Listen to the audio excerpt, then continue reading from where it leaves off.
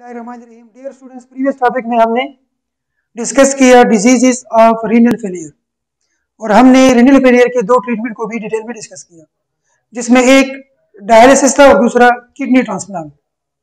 Dialysis में हमने दो टाइप्स डिस्कस किए, पेरिटोनियल डायलिसिस और साथ में haemodialysis along with animations etcetera. अभी लास्ट टॉपिक है आपके इस चैप्टर का, विच इज थर्मोरेगुलेशन। हमने पहले भी डिस्कस किया था स्टूडेंट्स कि सराउंडिंग में टेम्परेचर फ्लक्चुएट करता जाएगा। अभी कुछ दिन पहले आप लोग एसी यूज करते थे, आज आप लोग एसी यूज करना छोड़ देते हैं। फिर कुछ देर के बाद आप जो है गर्म कपड़े वगैरह शुरू कर लेंगे। ये सारा क्या है? फ्लक्चुएशंस इन एक्सटर्नल एनवायरनमेंट। लेकिन इसके बावजूद जून में भी आपका बॉडी टेम्परेचर 37 था, आज भी 37 है और दिसंबर में भी इंशाल्लाह जिंदगी रही तो आपका बॉडी टेम्परेचर 37 ही रहेगा। हर हालत में जिस किस्म की भी फ्लक्चुएशंस हो एक्सटर्नल, इसके बावजूद इंटरनल टेम्परेचर को मेंटेन रखना, इसको हम थर्मोरेगुलेशन कहते हैं। इसके बेस पे हमने ऑर्गेनिज्म को भी सब क्लासिफाई किया है, जिस तरह हमने ऑस्मोरेगुलेशन के बेस पे ऑर्गेनिजम्स को क्लासिफाई किया था। तो आज हम डिस्कस कर रहे हैं thermoregulation. Definition is the maintenance of body temperature by living organism is termed as thermoregulation. Body temperature को मेंटेन करना, इसको हम थर्मोरेगुलेशन कहते हैं। The temperature influences the metabolic activity of animals. Temperature heat कहां से आती है? इसके दो सोर्सेज हैं, लेकिन टेम्परेचर का जो डिपेंड है वो आपके मेटाबॉलिज्म पे है। रीजन ये है कि आपके मेटाबॉलिज्म में एंजाइम्स की इन्वॉल्वमेंट है और एंजाइम्स के लिए चाहिए 37 डिग्री सी टेम्परेचर। अगर आपका बॉडी टेम्परेचर इंक्रीज डिक्रीज होता है तो एंजाइमेटिक एक्टिविटीज इंक्रीज डिक्रीज होती है। एंजाइमेटिक एक्टिविटीज इंक्रीज डिक्रीज होने से आपका मेटाबॉलिज्म रेट इफेक्ट होता है। दैट्स व्हाई हम कहते हैं कि मेटाबॉलिक एक्टिविटीज के पीछे जो एंजाइम्स है उनके पीछे टेम्परेचर है, इसलिए टेम्परेचर को मेंटेन करना जरूरी है in a number of ways. The main effect is on the rate of enzyme activity. सबसे बड़ा जो रीजन है वो ये है कि हम नहीं चाहते कि हमारा एंजाइम जो है वो फंक्शन करना छोड़ दे। हम नहीं चाहते कि हमारा एंजाइम काम कम करे। नो, हम चाहते हैं कि हमारे एंजाइम हर वक्त काम करें। And the rate of movement of atoms and molecules, आपको पता है कि diffusion, inflow, outflow, endocytosis, exocytosis, in out movement, ये सब जो है टेम्परेचर डिपेंडेंट है। तो हमारी ओवरऑल बॉडी के अंदर मॉलिक्यूल्स, आयंस की मूवमेंट जो है वो डिस्टर्ब हो जाती है। This directly effects the health and growth of animals. Temperature can also effect the geographical distribution of animals. आप देखते हैं कि जहां पे गर्मी ज्यादा है वहां पे सिर्फ डिजर्टेड एनिमल्स जाते हैं। कोला बियर, पोलर बियर आपको ठंडे इलाकों में मिलते हैं। वार्म वाटर फिशेस आपको सिर्फ दीर और चतराल में मिलते हैं। Sorry, cold water fish. Warm water fish आपको कराची में मिलते हैं। तो ऑर्गेनिज्म की जो डिस्ट्रीब्यूशन है वो भी टेम्परेचर के बेस पे है। ऑर्गेनिज्म को पता है कि मैं कितना टेम्परेचर मेंटेन कर सकता हूँ, कितना टेम्परेचर टॉलरेट कर सकता हूँ, उसी इन्वायरमेंट में रहते हैं। अगर किसी इलाके का टेम्परेचर उससे ज्यादा है या कम है तो उस इलाके में नहीं रहता। उनको पता है कि मैं यहां मेंटेनेंस नहीं कर सकता। फॉर एग्जाम्पल, हम एंटार्क्टिका नहीं जाते, हम किसी ऐसे डिजर्ट में नहीं जाते जहां टेम्परेचर बहुत हाई हो और हम टॉलरेट ना कर सके। तो ये जो डिस्ट्रीब्यूशन ऑफ एनिमल्स है, डिस्ट्रीब्यूशन ऑफ प्लांट्स है और डिस्ट्रीब्यूशन ऑफ ह्यूमैनिटी है, this is also temperature dependent. Through its influence on plants as primary producers in the food chain. क्योंकि टेम्परेचर के डिपेंड प्लांट्स में भी है और प्लांट्स का होना न होना ये भी डिस्ट्रीब्यूशन ऑफ एनिमल्स के लिए एक रीजन है। The effect of hyperthermia, more temperature than body temperature, more temperature than body temperature is hyperthermia, low temperature than body temperature, hypothermia. An organ system of animals may be profound, and if heart stress has been severe or prolonged, it may alter organ function and even kill the animals. अगर heat increase होती है या heat decrease होती है, दोनों सूरतों में अगर शॉर्ट टाइम है तो फिर तो ठीक है, बॉडी उसके लिए कुछ ना कुछ कर लेगा, लेकिन अगर लॉन्ग टर्म है या हद से ज्यादा है तो फिर ये टॉलरेट नहीं होता और डायरेक्ट डेथ काज करती है। ऑर्गेनिज्म को हमने क्लासिफाई किया into two categories. Animals are classified into two groups on the basis of maintaining their body temperature. अगर वो अपने बॉडी टेम्परेचर को मेंटेन कर सकते हैं तो ये अलग कैटेगरी है, अगर मेंटेन नहीं कर सकते ये अलग कैटेगरी। जिस तरह हमने ऑस्मो रेगुलेशन में ऑस्मो रेगुलेटर्स और ऑस्मो कन्फॉर्मर्स कहा था। ऑस्मो कन्फॉर्मर्स वो थे जो ऑस्मो रेगुलेशन नहीं कर सकते और सराउंडिंग के साथ अपने सॉल्यूट सॉल्वेंट लेवल चेंज करते हैं। ऑस्मो रेगुलेटर्स वो थे जो अपने सॉल्यूट सॉल्वेंट लेवल को मेंटेन रखते हैं। तो यहां भी टेम्परेचर मेंटेन रखने वाले हैं और टेम्परेचर मेंटेन नहीं रखने वाले हैं। तो हमने इनको दो ग्रुप में क्लासिफाई किया है। You can see the classification जो आपको नजर आ रही है।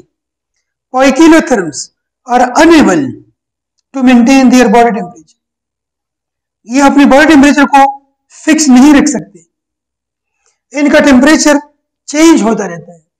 इनको हम कोल्ड ब्लडेड भी कहते हैं। जब आप लोग छोटे छोटे स्कूल गोइंग थे और आप लोग जनरल साइंस पढ़ते थे तो आपके मिस ने आपको कहा था कि बेटा कोल्ड ब्लडेड वो ऑर्गेनिजम्स हैं जो अपने बॉडी टेम्परेचर को एक रेंज में मेंटेन नहीं कर सकते। तो उस वक्त की बात है जब आप लोग छोटे हुआ करते थे। आज वो चीज आपको रिवाइज हो रही है in the terms of biological term poikilotherms. They are unable to maintain their body temperature within the narrow limits using physiological mechanism। कोशिश तो करते हैं लेकिन मेंटेन नहीं कर सकते। इनवर्टिब्रेट्स हैं, फिशेज हैं, एम्फीबियंस हैं, रेप्टाइल्स हैं।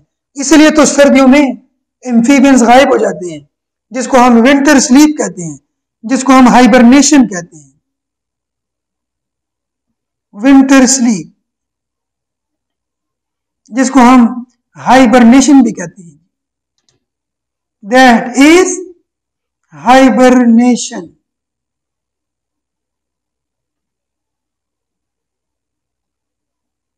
That is hibernation.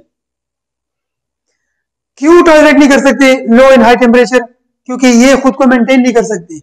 एक सर्टेन लिमिट तक तो मेंटेन कर लेते हैं, फिर नहीं कर सकते तो जमीन के अंदर चले जाते हैं, और जब तक टेम्परेचर इनके हक में नहीं होता ये दोबारा नहीं निकलते।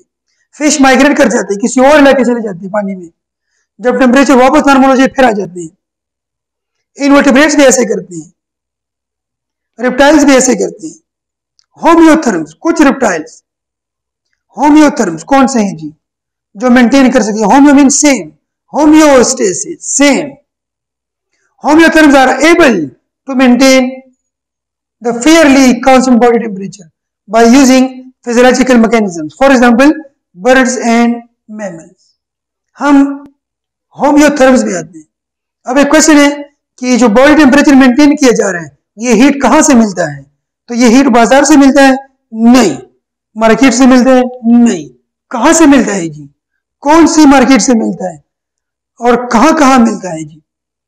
Animals gain heat from two sources, एक एक्सटर्नल सोर्स है, एक इंटरनल सोर्स है। एक्सटर्नल सोर्स का मतलब है एक्सटर्नल एनवायरनमेंट, आग के करीब बैठ जाना, सनलाइट में बैठ जाना,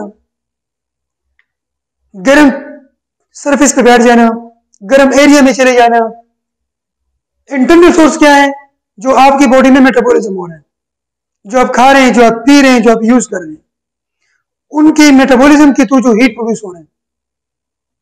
तो हम कहते हैं कि animals gain heat from two sources. एक सोर्स है mechanical reaction of the ingested nutrients, metabolism, metabolic source. ये हमारी बॉडी का मेटाबॉलिक सोर्स है। This is metabolic source. ठीक है जी, मैं यहां लिख लेता हूं, सॉरी वहां पे कोई इशू है। Metabolic source.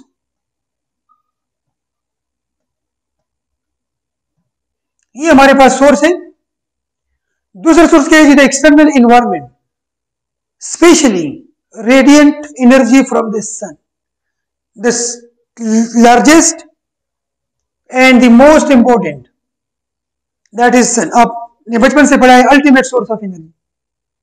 The extent to which different groups of animals are able to generate and conserve this heat is variable. कुछ ऑर्गेनिज्म ऐसे हैं जो एक सोर्स में जिंदा रह सकते हैं, ज्यादा डिपेंड एक पे होता है, कम डिपेंड दूसरे पे होता है। फॉर एग्जांपल, ज्यादा डिपेंड उनका एनवायरमेंट पे होता है, कम डिपेंड मेटाबॉलिज्म पे होता है। तो ऐसे ऑर्गेनिज्म को हम एक्टोथर्म्स कहते हैं। कुछ ऑर्गेनिज्म ऐसे होते हैं कि उनका एक्सटर्नल पे डिपेंड कम होता है, इंटरनल पे ज्यादा होता है, उनको हम एंडोथर्म्स कहते हैं। तो ये क्लासिफिकेशन है जी। वो क्लासिफिकेशन अलग है, वो मेंटेनेंस पे है कि मेंटेन कर सकते हैं कि नहीं कर सकते। ये क्लासिफिकेशन सोर्स पे है कि हीट कहां से लेते हैं, न्यूट्रिएंट से लेते हैं, मेटाबॉलिज्म के थ्रू, या एक्सटर्नल एनवायरनमेंट से लेते हैं। तो हमारे पास एक एक्टोथर्म्स है, ecto mean external. Ectotherms rely on heat derived from the environment, then metabolic heat depend दोनों पे है, लेकिन मेटाबॉलिक हीट पे डिपेंड कम है और एक्सटर्नल एनवायरनमेंट पे डिपेंड ज्यादा है। तो जब एक्सटर्नल एनवायरनमेंट पे डिपेंड ज्यादा है तो डिपेंड ज्यादा है, और जब ज्यादा है तो हम इसको क्या कहते हैं जनाब? एक्टोथर्म्स कहते हैं। Raise their body temperature, it means reptile, amphibian, fishes and invertebrates. Majority वो ऑर्गेनिज्म जो बॉडी टेम्परेचर को मेंटेन नहीं कर सकते, जो पाइथियोथर्म्स है, वो मेजॉरिटी एक्टोथर्म्स हैं। लेकिन याद रखिए वो अलग क्लासिफिकेशन है, ये अलग क्लासिफिकेशन है। आप इनको एक क्लासिफिकेशन कंसीडर नहीं करोगे। आप ये नहीं कहोगे कि कोई किलोथर्म्स आर एक्टोथर्म्स, नो, सब क्लासिफिकेशन में ये अलग है। Homeothermic animals are relatively independent of external source.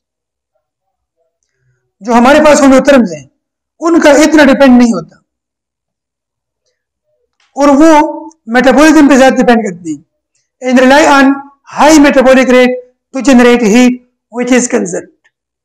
तो ये जो बॉडी टेम्परेचर को मेंटेन करते हैं, इसके लिए इनका जो मेन सोर्स है, इनका जो मेन डिपेंड है, वो किस चीज पे है जी?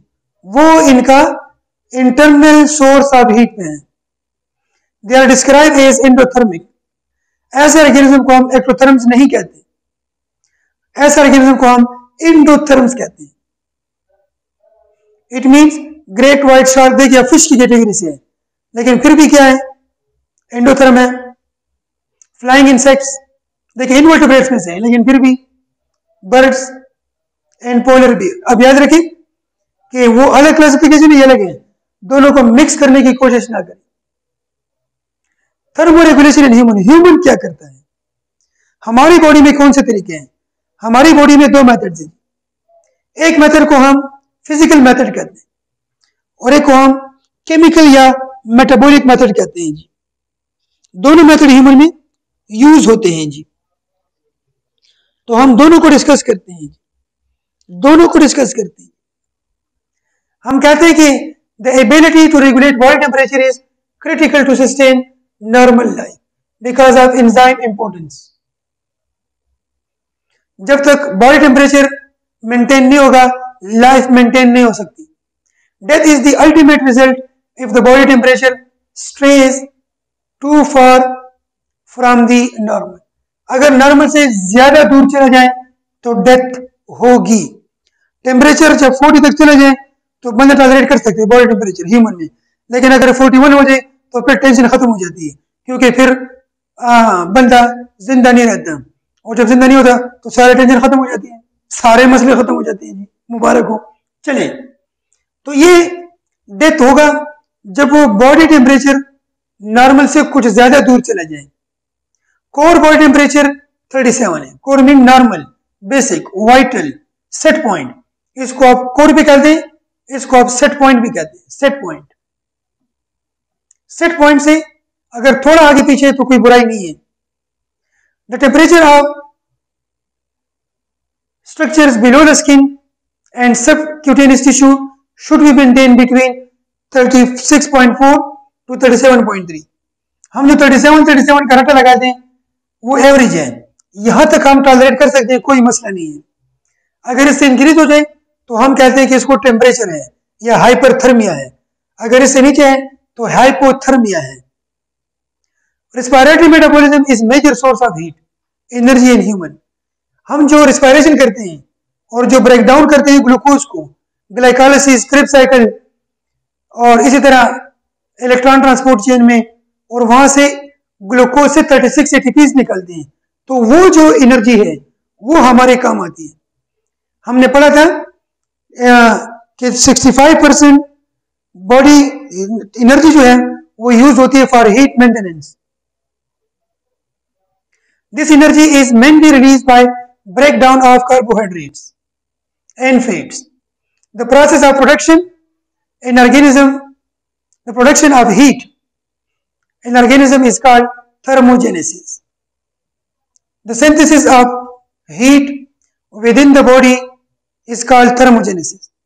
This process is regulated by nervous system and hormones. आपको पता है कि इसमें इंसुलिन, ग्लूकागोन, डाइजेस्टिव एंजाइम्स, इसी तरह रेस्पिरेटरी एंजाइम, ये सब इन्वॉल्व हैं और ये सब अंडर द हाइपोथैलेमस होंगे, क्योंकि all the glands and their secretions are under the effect of hypothalamus.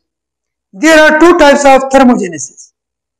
Thermogenesis के दो तरीके हैं। एक फिजिकल मेथड है जिसको हम शिवरिंग कहते हैं। Shivering thermogenesis is physical method. जब आपको बहुत ठंड लगती है तो आप शिवरिंग स्टार्ट कर लेते हैं, आपकी बॉडी शिवरिंग करती है, दांत बचते हैं। वो एक दूसरे से कह रहा था कि कल रात ज्यादा सर्दी थी या परसों रात। उसने कहा मुझे क्या पता। उसने कहा नहीं, तो कौन सी रात आपके दांत ज्यादा बज रहे थे? उसने कहा वो तो टेबल पे पड़े थे, मुझे क्या पता। उसके अपने दांत थे नहीं, तो रात को सोते वक्त वो टेबल पे रखता था। तो देखिए, जब आपके दांत बचते हैं या आपकी बॉडी में शिवरिंग होती है, तो ये फिजिकल मेथड है टू प्रोड्यूस हीट।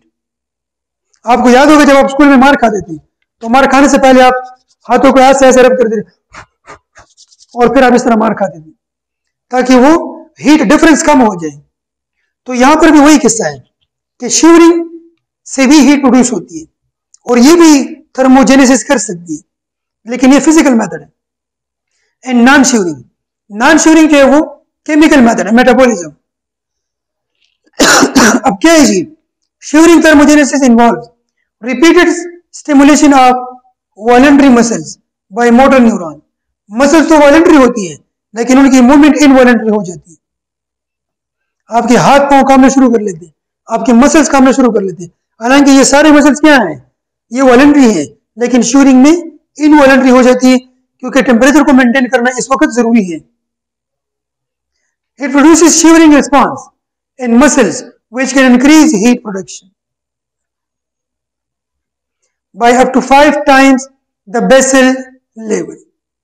तो अगर आपका बॉडी टेम्परेचर बहुत कम है, 5 टाइम्स कम भी है, तो ये इंक्रीज कर सकती है, हीट प्रोड्यूस कर लेती है। Non shivering thermogenesis is the heat production caused by the high metabolic rate. अगर आपको ज्यादा हीट चाहिए तो आपकी बॉडी आपकी मेटाबॉलिक रेट को इंक्रीज कर लेती है, ब्रीथिंग रेट को इंक्रीज कर लेती है, ब्रेकडाउन ऑफ ग्लूकोज को इंक्रीज कर लेती है, इंसुलिन की अमाउंट को इंक्रीज कर लेती है, डिक्रीज कर लेती है, ग्लूकागोन की अमाउंट को इंक्रीज कर लेती है, ताकि ब्रेकडाउन हो जाए आपकी बॉडी में ग्लूकोज का। और एपिनेफ्रिन, नॉरएपिनेफ्रिन, ये सब रोल प्ले कर लेती है, ताकि आपका थायरोक्सिन, T3, T4, थायरोक्सिन और thyroid hormone increases metabolic rate, जो हमने डिटेल में पढ़ा है, which results in the heat production. Its effects are long term. Adrenaline, epinephrine, norepinephrine produces short term increase in metabolic activity. तो दोनों के role हैं। हीट लॉस, फॉर एग्जाम्पल, आपकी बॉडी से हीट लॉस हो रहा है, मतलब ये है कि आपकी बॉडी से हीट निकलने की कोशिश कर रहे हैं, हम उसको कैसे बचाएंगे? Heat is lost from the general body surface by a number of processes like radiation, convection and conduction. आपकी बॉडी से किसी दूसरी बॉडी को कैसे टेम्परेचर जाता है? या तो टच से, conduction mean touch, conduction mean touch. जिस तरह गर्मियों में आप लोग एक दूसरे के करीब नहीं बैठते। गर्मियों में आप लोग एक दूसरे के करीब नहीं बैठते, आप कोशिश करते हैं कि एक दूसरे से दूर बैठे, क्योंकि टच से भी एक की बॉडी हीट दूसरे में ट्रांसफर होती है। रेडिएशन भी, एक बंदा बैठे हुए हैं तो उसकी बॉडी से हीट की रेडिएशन होती है, जब दूसरा बंदा आके उसके करीब बैठे तो कहते हैं यार जरा दूर बैठ जाओ, गर्मी है। तो ये रेडिएशन के थ्रू भी, इवेपोरेशन के थ्रू भी, स्वेटिंग के थ्रू भी मुख्तलिफ तरीकों से हीट लॉस होता है हमारी बॉडी से। Radiation account for about 50% of the total heat loss. सबसे ज्यादा हीट लॉस रेडिएशन के थ्रू होता है जो 50% है, बाकी सारे मेथड मिला के 50% बनती है। इन वेसोडाइलेशन अगर ये सारे मेथड होते हुए भी हीट लॉस नहीं हो रहा तो फिर हमारे जो ब्लड वेसल्स हैं जो स्किन की तरफ जाती हैं वो ब्लड वेसल डायलेट हो जाती है और स्किन की तरफ ब्लड की फ्लो ज्यादा हो जाती है। जब स्किन को ज्यादा ब्लड पहुंचता है तो वहां से ज्यादा इवेपोरेशन होना स्टार्ट हो जाती है और हीट लॉस हो जाता है। अगर ज्यादा हीट लॉस करने की कोशिश करनी है, हीट बॉडी का ज्यादा हो रहा है और आप लॉस करना चाहते हैं तो क्या होगा? Vasodilation. In vasodilation certain of the arterioles beneath the epidermis dilate. जो आपकी बॉडी में ऐसे ब्लड वेसल्स हैं जो स्किन की तरफ गए हैं तो वो डायलेट हो जाते हैं, स्किन को ब्लड की फ्लो ज्यादा हो जाती है। इसलिए गर्मियों में बहुत ज्यादा जब आपकी बॉडी गर्म हो जाती है तो आपका फेस सुर्ख हो जाता है, क्योंकि ज्यादा से ज्यादा ब्लड आपकी स्किन की तरफ आ जाते हैं और स्किन में आके हीट को इवेपोरेट कर लेते हैं। तो ये क्यों आपका फेस सुर्ख हो जाता है? क्योंकि क्या हो जाता है कि in vasodilation certain of the arterioles, वो आर्टेरियोल्स जो आपके स्किन के एपिडर्मिस के नीचे हैं वो डायलेट हो जाती है, खुल जाते हैं और आपके स्किन को ब्लड की फ्लो ज्यादा हो जाती है। Consequently more blood flows near the body surface. आपकी बॉडी सरफेस की तरफ, आपकी स्किन की तरफ ब्लड की फ्लो ज्यादा कर दी जाती है, losing heat through the epidermis, और एपिडर्मिस के थ्रू हीट को लॉस कर दिया जाता है। Evaporation is another mechanism of heat loss. In human water loss by evaporation takes place continuously through the skin even when a person is not sweating। याद रखिए कि evaporation spontaneous process है, वो कभी स्टॉप नहीं होता। सिर्फ स्वेटिंग ही नहीं है हमारी बॉडी से, नहीं, स्वेटिंग के साथ साथ evaporation भी होती रहती है। evaporation कभी रुकती नहीं है, लेकिन टेम्परेचर इंक्रीज होने से evaporation इंक्रीज होती है, टेम्परेचर डिक्रीज होने से evaporation डिक्रीज होती है। ये सारे थ्योरेटिकल टॉपिक्स हैं, एक रीड देने से इंशाल्लाह आपको क्लियर होंगे, इसलिए मैं भी रीड दे रहा हूं कि इवेपोरेशन जो है वो भी हीट लॉस का मैकेनिज्म है और ह्यूमन में वाटर लॉस का ये भी एक रीजन है। एक रीजन तो स्वेटिंग है, वो भी जरूरी है गर्मी में हीट को लॉस करने के लिए, लेकिन उसके साथ साथ इवेपोरेशन भी है और ये कंटिन्यूअस प्रोसेस है, ये स्पॉन्टेनियस है। 2017 के एमसीक्यूज भी है ये, और साथ में स्वेटिंग भी होती है। Activation of sweat glands enhance this process. अगर स्वेटिंग हो तो और भी अच्छी बात है, ज्यादा हीट लॉस होगा अगर आपकी बॉडी में वाटर अवेलेबल है। Heat loss also occurs by evaporation from the lungs. ये जो हम इनहेल करते हैं और जो एक्सहेल करते हैं, तो एक्सहेलेशन के थ्रू भी हम एक्सेस हीट को रिमूव कर सकते हैं, तो वो भी थर्मो रेगुलेशन में एक माइनर रोल प्ले करता है। ठीक है जी। Partial control of heat loss is possible by regulating sweating. Sweating is also a main reason of heat loss. The hairs of mammals act as insulating organs and reduce the heat loss. अगर आप heat को कम करना चाहते हैं, इसके opposite सर्दियां हैं और आप बॉडी से हीट निकालना नहीं चाहते, तो आपके हेयर्स इरेक्ट हो जाते हैं, आपकी बॉडी के हेयर्स इरेक्ट हो जाती है। Thus the heat is retained in the body to certain extent. To increase the effect of insulation, the hairs are erected. सर्दियों में आपके बाल खड़े हो जाते हैं, सख्त हो जाते हैं। जब आपकी बॉडी के ऊपर बाल खड़ा होगा इस तरह, और यहाँ दूसरा खड़ा होगा, आपके स्किन के ऊपर हजारों बाल खड़े होंगे, तो एयर आपके स्किन को टच नहीं करेगा। जब एयर आपके स्किन को टच नहीं करेगा तो एवापोरेशन नहीं होगी।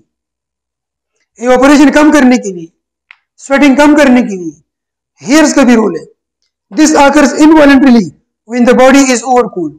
जब ठंड पड़ जाए और बॉडी बड़ी सख्त हो जाती है तो शीयरिंग के साथ साथ आपके बाल भी खड़े हो जाते हैं। बालों के खड़े होने को हम गूस पिंपल कहते हैं या गूस बम्प्स।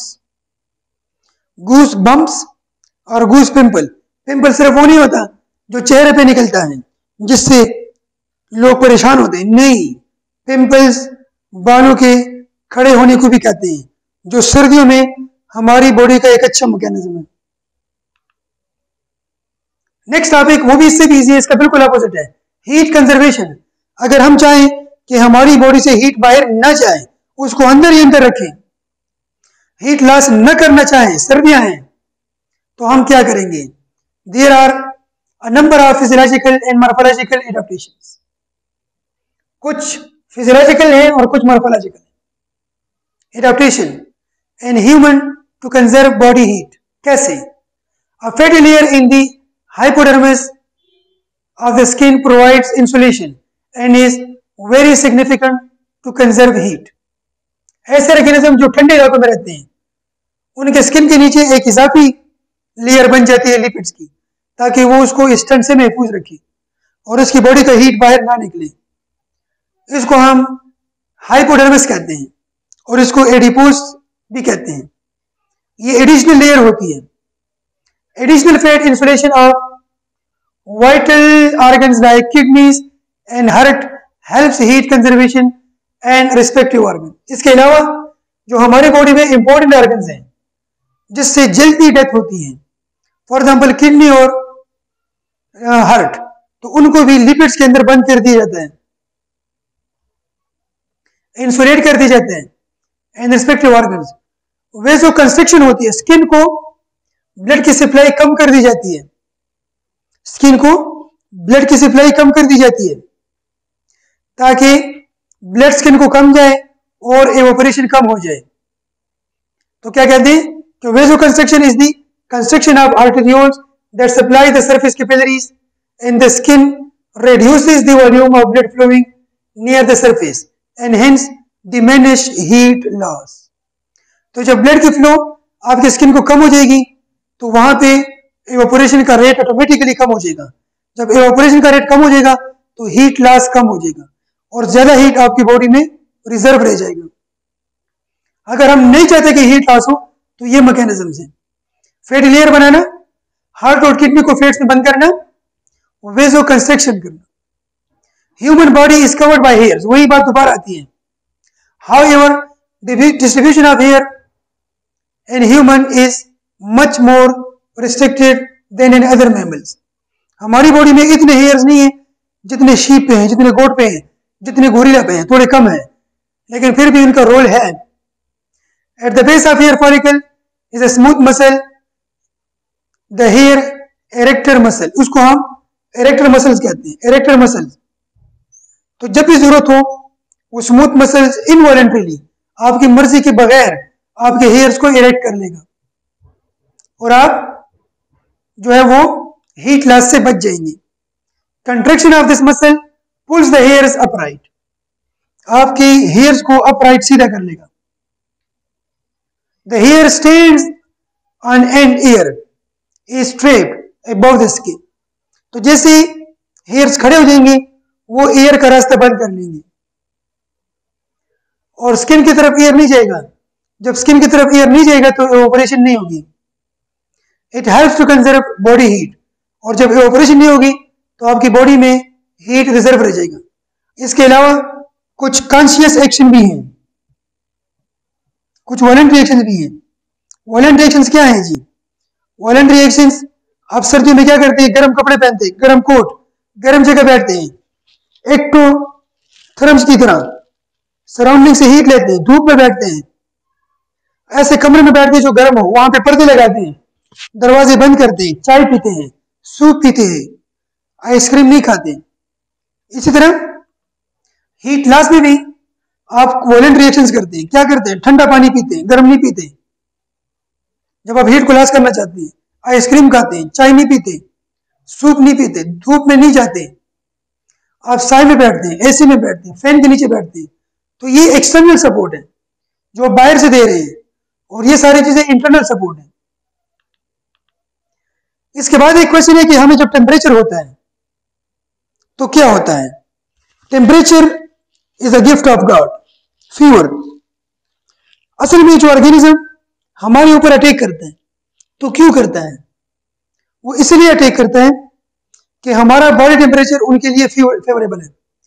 वो 37 डिग्री सेंटीग्रेड के पीछे आते हैं, तो हमारी बॉडी सेट पॉइंट को 37 से 38 कर लेती है, और हमारी थर्मो रेगुलेशन कहती है कि अब आप 37 मेंटेन ना करें, 38 करें, या 39 मेंटेन करें, या 40 मेंटेन करें।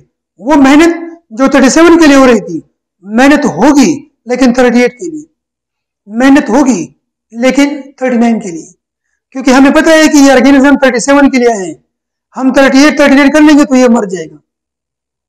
सेट पॉइंट को एलिवेट कौन करेगा? हाइपोथैलेमस। क्या करेगा कि if body temperature increases the set point in hypothalamus, a set of responses is organised by the hypothalamus. Hypothalamus में जो सेट पॉइंट रखा था, हाइपोथैलेमस में जो प्लानिंग की थी, हाइपोथैलेमस में जो हार्मोन्स की अमाउंट रखी थी, वो 37 के लिए रखी थी, अब 38 के लिए रख लेगा, फिर 39 के लिए रख लेगा अगर जरूरत हुई। अगर फिर भी ऑर्गेनिज्म नहीं मरता तो 40 रख लेगा। Activation of sweat glands. अच्छा, vasodilation to increase blood flow to the skin, it increases heat loss from the skin by radiation, convection and conduction. अगर टेम्परेचर राइज हो गया और उसको डाउन कर रहा है, उसको कम करने की कोशिश कर रहे हैं, तो ये सब कुछ करेगा। अगर इंक्रीज करने की कोशिश करे तो ये सब कुछ अपोजिट हो जाएगा। अब क्या करना चाहते हैं कि बॉडी का टेम्परेचर ज्यादा है, उसको दोबारा नॉर्मल कर रहा है, 39 से कम कर रहा है, तो ये सब कुछ करेगा। और अगर इंक्रीज कर रहे हैं तो फीवर लाएगा। फीवर इसके बाद है। Activation of sweat gland, sweating करेगा ताकि बॉडी टेम्परेचर कम हो जाए। डिक्रीज मेटाबॉलिक एक्टिविटी, आपकी बॉडी में मेटाबॉलिक एक्टिविटी को कम कर लेगा। आपका खाने को दिल नहीं करेगा गर्मियों में, जब टेम्परेचर राइज होगा तो खाने को दिल नहीं करेगा, गर्मियों में आप कम खाएंगे। अच्छा, हाइपोथैलेमस अगर इसके ऑपोजिट है, cold temperature responses regulated by the hypothalamus. अगर आपका टेम्परेचर कम है, उसको इंक्रीज करना चाहते हैं, तो क्या करेगा? Vaso construction to decrease the blood flow to the skin. वही बात है, दोबारा सिर्फ रिवीजन हो रही है। अगर आपकी बॉडी का टेम्परेचर लो हो रहा है और आप हीट को बचाना चाहते हैं, हीट को कंजर्व करना चाहते हैं, तो वेसो कंस्ट्रक्शन होगी। To reduce heat loss by radiation, convection and conduction, तो ब्लड की फ्लो स्किन की तरफ कम हो जाएगी, और जब स्किन की तरफ कम हो जाएगी तो एवापोरेशन, कंडक्शन, कन्वेक्शन सब कुछ कम हो जाएगी। इनहिबिट स्वेटिंग, सर्दियों में स्वेटिंग को बंद कर लेगा। इनहिबिट पेंटिंग, पेंटिंग डॉग्स में होती है, वो जबान निकालते हैं ऐसे, और जबान के थ्रू स्वेटिंग होती है और अपना हीट लॉस करते, उसको पेंटिंग कहते हैं, वो भी बंद कर लेगा। Increase metabolism for shivering and release of thyroxine and adrenaline. साथ में क्या कर लेगा? मेटाबॉलिज्म इंक्रीज कर लेगा, शिवरिंग इंक्रीज कर लेगा, थायरोक्सिन इंक्रीज कर लेगा, एड्रेनलिन इंक्रीज कर लेगा, ताकि आपका बॉडी टेम्परेचर राइज हो जाए। कम करने के लिए ये सब कुछ कम कर लेगा। द लास्ट टॉपिक यही है जो हमने यहां पे पढ़ लिया। एक ऑर्गेनिज्म है आपकी बॉडी में 37 टेम्परेचर के पीछे आया हुआ है, हम उसके लिए सेट पॉइंट इंक्रीज करते हैं, इसको हम फीवर कहते हैं आम लैंग्वेज में, और बायोलॉजिकली इसको पायरेक्सिया कहते हैं जी, पायरेक्सिया कहते हैं जी। अभी हमारा टॉपिक है an increase in core temperature. Core temperature कितना था? 37। हम कोर टेम्परेचर को 37 से ज्यादा रख लेते हैं, हम उसको कहते हैं कि मेहनत करो लेकिन 38, 39 के लिए करो। मेहनत करो लेकिन किसके लिए? मेहनत करो लेकिन 37 प्लस के लिए करो, 37 के लिए ना करो, 37 प्लस के लिए करो। सेट पॉइंट हम इंक्रीज कर लेते हैं। An increase in the core temperature is known as fever or pyrexia. It happens in certain diseases like malaria and typhoid. Substances known as pyrogens, which may be toxins produced by the pathogenic organism, or chemical release by neutrophils. आपकी body में कोई भी ऐसी चीज जो आपको नुकसान दे, उसको खत्म करने के लिए बॉडी टेम्परेचर को राइज किया जाता है। अब हर वो चीज जिसकी वजह से टेम्परेचर को राइज किया गया है, उस चीज को पायरोजेंस कहते हैं। The cause of pyrexia, the cause of pyrexia, the cause of pyrexia, the cause of increase in temperature is called pyrogen. Pyrogen क्या हो सकते हैं जी? ये कोई टॉक्सिन हो सकता है जो बैक्टीरिया या किसी भी पैथोजन ने पैदा किया है, या न्यूट्रोफिल्स ने पैदा किया है। न्यूट्रोफिल्स मैसेज दे रहे हैं कि भाई टेम्परेचर राइज करो, ये ऑर्गेनिज्म टेम्परेचर से मरेगा। तो ये टॉक्सिन हो सकते हैं प्रोड्यूस बाय पैथोजेनिक ऑर्गेनिज्म, या ये केमिकल सिग्नल हो सकते हैं by neutrophils. Directly effect the hypothalamus and increase the temperature set point. तो हाइपोथैलेमस को जैसे ही पता चलता है, वो क्या करते हैं जी? वो हमारे सेट पॉइंट को इंक्रीज कर लेते हैं। The raise body temperature stimulates the defence responses of the body and helps the destruction of pathogen. ये एक अच्छी बात है, एक नेमत है कि जब बॉडी टेम्परेचर राइज होगा तो वो पैथोजन की जो ग्रोथ रेट है उसको डिक्रीज कर लेगा, उसको स्टॉप कर लेगा, उसको रोक लेगा। डियर स्टूडेंट्स, यहाँ पे ये चैप्टर खत्म होता है। हम इंशाल्लाह फिर इसकी एमसीक्यूज और इसका टेस्ट बाद में डिस्कस करेंगे। इतना काफी आज के लिए। That was the end of the chapter. अगर आपको इसमें कोई इशू है तो आप एसएमएस के थ्रू या किसी वॉइस मैसेज के थ्रू मुझे सेंड कर सकते हैं, मैं उसका आंसर आपको दे दूंगा। कीप इन माइंड कि आप इस वीडियो को बार बार देखें, रिवाइंड करके बार बार देखें। जो स्टूडेंट्स प्रेजेंट नहीं है वो स्पेशली आप इनको बार बार रिवाइज करें, बार बार रिवाइंड करें, तो टॉपिक आपको इंशाल्लाह क्लियर हो जाएगा। Thank you so much. Allah Hafiz.